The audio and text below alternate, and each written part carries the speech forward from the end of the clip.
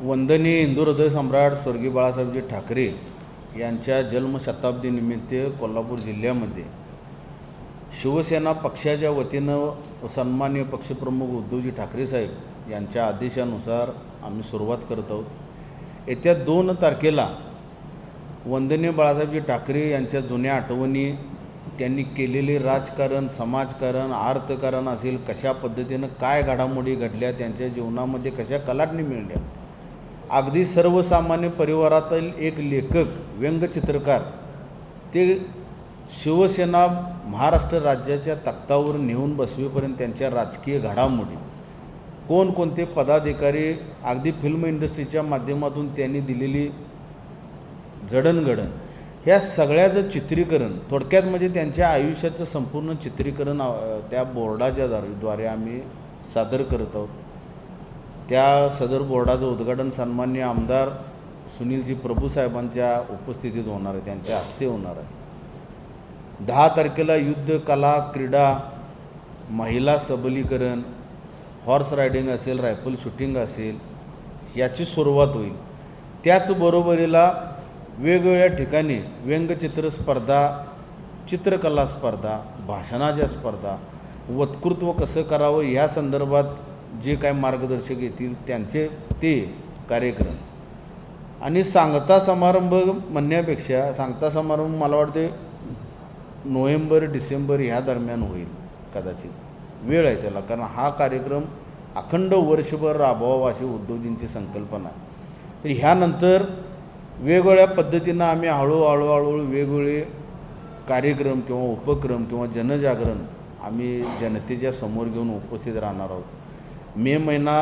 जून महिना सुरुवात व्हायच्या अगोदर, पावसाळ्याच्या सुरुवातीच्या अगोदर अगदी ठाकरे परिवाराचं चित्रीकरण पोस्टरद्वारे चांगल्या पद्धतीची रॅली, बाईक रॅली राजारामपुरीतून आम्ही सुरुवात करत आहोत। त्यामधून देखील जनजागरण झालं पाहिजे।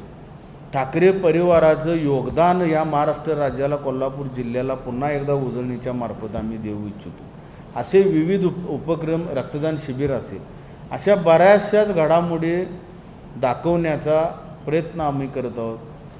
शिवसेना सत्तेत जरी नसली तरी शिवसेना सत्तेत नसताना काय करू शकते हा यामागचा फार मोठा उद्देश असेल। भविष्यामध्ये सद्य परिस्थितीत आत्ता काही घडामोडी घडत असतील, पण शिवसेना 100% पुन्हा फिनिक्स पक्षाप्रमाणे भरारी घेईल हा यामागचा उद्देश होता। याचं कारण सांगू, ज्यावेळी मार्मिक नावाचं दैनिक निघालं प्रबोधनकार ठाकरेंच्या परिवाराच्या माध्यमातून, तर त्या काळामध्ये असं अनेक लोकांना, महाराष्ट्र राज्यातील प्रस्थापितांना वाटायचं की ही लोक काहीच करू शकणार नाही।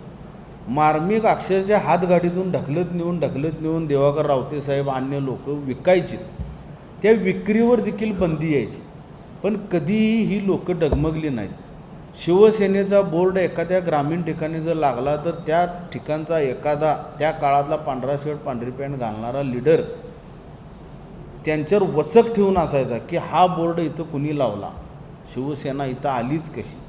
पण त्या शिवसेनेचं रोपटं आज वटवृक्षामध्ये नेण्यामागं अखंड ठाकरे परिवाराचं योगदान आहे। आणि ते योगदान नुसतंच योगदान नाही, त्यांनी जनजागृती केली, त्यांनी स्वतःची प्रगती केली नाही, त्यांनी जनजागृती केली। पानपट्टीवाल्यांना मिनिस्टर केलं, ज्यांना बोलता येत नाही त्यांना आणून सभागृहात बसवलं, नारायण राणेंना काही बोलता येत नव्हतं, इंग्लिश सरळ वाचतील का नाही माहिती नसताना त्यांना मुख्यमंत्री केलं। अशा बऱ्याचशाच घडामोडी घडवून आणून दाखवल्या त्यांनी।